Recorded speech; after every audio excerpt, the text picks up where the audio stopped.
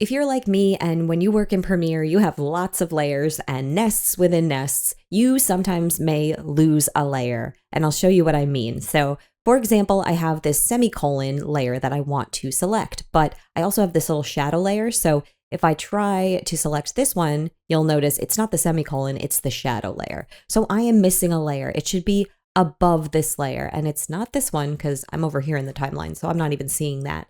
But it doesn't look like anything's above it. If I scroll this little bar up and try to find anything else, I just can't see it.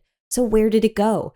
Well, there's a quick way to see everything in your timeline, and that is by making sure you're selected in your timeline. So you'll have that blue highlight around the whole thing, and then hit the tilde button on your keyboard.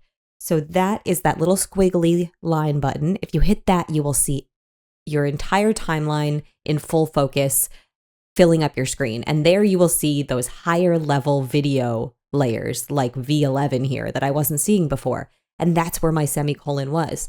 And another trick is to hit the backslash key on your keyboard, and that will show you your full timeline for that sequence so that you can make sure you're not grabbing anything and moving anything in place of something else. So I like to use tilde and then hit backslash, see everything, and then I can move this layer down a little bit so that I can see it when I'm not in full screen. So then once I move things around and find what I'm looking for, I'm going to hit tilde again to get back into my regular view.